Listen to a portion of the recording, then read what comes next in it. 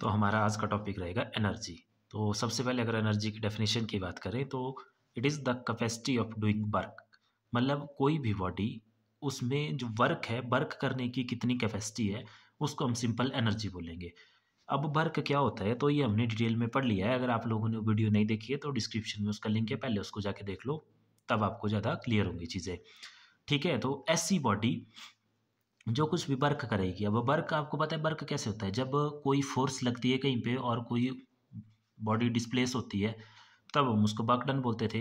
तो मतलब बॉडी के पास यहाँ पे किसी चीज़ पे फोर्स लगाने की कैपेसिटी होनी चाहिए, तभी हम बोलेंगे कि इस बॉडी में कुछ एनर्जी है। तो ये हो गया एनर्जी। अब नेक्स्ट देखो, energy is measured in term of work done.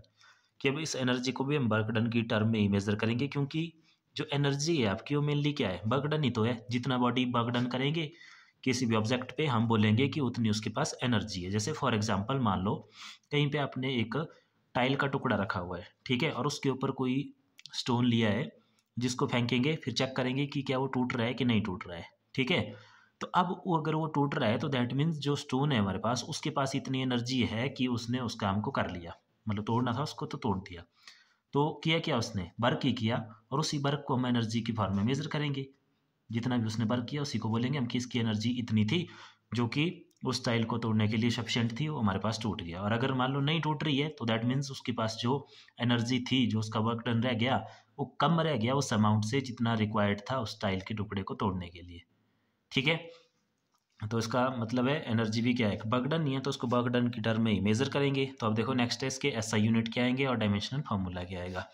तो अब ये वर्क डन है, तो जो वर्क डन के एसआई यूनिट होते हैं वही इसके एसआई यूनिट होते हैं। तो वर्क डन के एसआई यूनिट अगर आपको ध्यान हो तो ये होते थे हमारे पास जूल। जूल हो गए इसके एसआई यूनिट, और सीजीएस थे वर्क के अर्ग, तो इसकी भी हो गए अर्ग। ठीक है, और डायमेंशन फार्मूला था वर्क का ML2T-2। ठीक है, तो ये हो गया हमारे पास एनर्जी के बारे में। अब नेक्स्ट देखते हैं इसमें form of energy, forms of energy, कि एनर्जी हमारे पास किस तरह की फॉर्म में होती है, कि या किन किन फॉर्म में होती है। तो देखो मेनली हमारे पास एनर्जी की कुछ फॉर्म है जो यहाँ लिखी हुई है। जैसे इसमें हमारे पास मैकेनिकल एनर्जी, और इस चैप्टर में हम मैकेनिकल एनर्जी के बारे में भी डिटेल में पढ़ेंगे। ठीक है, बाकी कुछ और एनर्जियों के नाम है, इनको जान लो क्या क्या होती है। जैसे हीट एनर्जी है, तो हीट एनर्जी होती है जो हीट की वजह से जो एनर्जी प्रोड्यूस होती है। जैसे फॉर एग्जांपल मान लो हमारे पास कोई फ्यूल है, फ्यूल बर्न हो रहा है, उसमें से हीट के इसमें एनर्जी निकल रही है, तो उसको हम हीट एनर्जी बोलेंगे। उसी तरह से लाइट एनर्जी है आपके पास, ठीक है, जैसे सन के पास लाइट एनर्जी होती है, फिर उसकी हेल्प से हम आगे सोलर सेल वगैरह भी यूज़ करते हैं। उसके बाद है साउंड एनर्जी, साउंड के पास भी एनर्जी होती है। नेक्स्ट वन है इलेक्ट्रिकल एनर्जी। इलेक्ट्रिकल एनर्जी जो है हमारे पास जिसकी वजह से इलेक्ट्रिकल करंट प्रोड्यूस हो रहा है, फिर उसकी हेल्प से हमारे आगे अप्लाइंसेस चल रहे हैं बहुत सारे, तो इलेक्ट्रिकल एनर्जी होगी।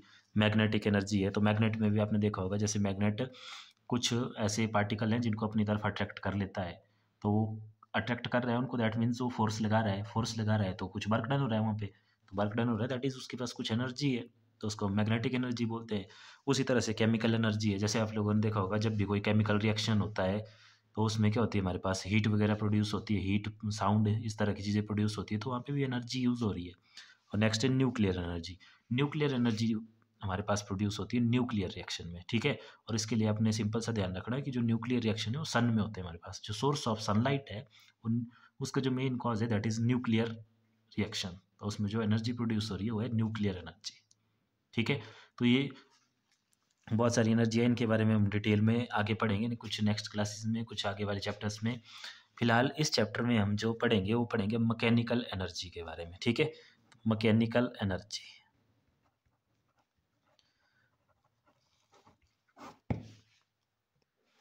तो देखो जो मैकेनिकल एनर्जी होती है हमारे पास, वो दो एनर्जियों का सम होती है, that is kinetic energy and potential energy. ठीक है, मेनली मैकेनिकल एनर्जी में दो तरह की एनर्जी होती है, that is potential energy and kinetic energy. और अब हम इन एनर्जियों के बारे में डिटेल में पढ़ेंगे, लेकिन थोड़ा सा आप यहाँ पे समझ लो कि काइनेटिक एनर्जी उस बॉडी में होगी जो आपकी मोशन में होगी।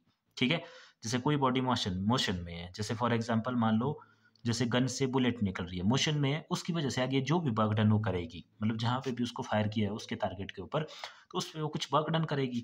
तो अगर वर्क डन हो रहा है तो उसके पास एनर्जी है, तो वो कौन सी एनर्जी है, वो है काइनेटिक एनर्जी। और पोटेंशियल एनर्जी होती है पोजीशन की वजह से। पोजीशन, हाइट, हाइट पे, सर्टेन हाइट पे, जैसे फॉर एग्जांपल मान लो कहीं पे हाइट पे आपके पास कोई वाटर सोर्स है, तो फिर वहाँ से वो जो वाटर है वो ग्रेविटी की वजह से कहाँ आएगा, नीचे। तो अब नीचे आ रहा है, वो कुछ वर्क डन कर रहा है, डिस्प्लेस हो रहा है, तो दैट इज जो उस पॉइंट पे, उस पर्टिकुलर हाइट पे उसके पास एनर्जी है, दैट इज पोटेंशियल एनर्जी। और फिर वो जब नीचे आ रहा है मोशन में, तो उस टाइम उसके पास काइनेटिक एनर्जी भी होगी, मोशन की वजह से और हाइट की वजह से होती है पोटेंशियल एनर्जी। ये इसका सिंपल सा एग्जांपल है पोटेंशियल एनर्जी का। जैसे फॉर एग्जांपल मान लो कोई मैंगो ट्री पे लटका हुआ है, ठीक है, लगा हुआ है, तो उसके पास जो स्टोर्ड एनर्जी है अभी, वो है आपके पास पोटेंशियल एनर्जी। फिर जैसे वो वहाँ से ब्रेक होगा तो वो नीचे गिरेगा, नीचे गिरेगा, फिर कुछ एक वर्क डन करेगा, क्योंकि जब वो नीचे गिरेगा तो नीचे सरफेस पे वो कुछ फोर्स लगाएगा, तो दैट इज कुछ सम वर्क कर रहा है। तो वर्क कहाँ से आ रहा है उसके पास, उसकी सोर्स क्या है, तो उसका सोर्स है एनर्जी। और कौन सी एनर्जी, जो उस पोजिशन पे है उसके पास, दैट इज पोटेंशियल एनर्जी। तो हो गया मैकेनिकल एनर्जी के बारे में। अब इस वीडियो में इतना ही, बाकी नेक्स्ट में देखेंगे हम अब काइनेटिक एनर्जी के बारे में डिटेल में।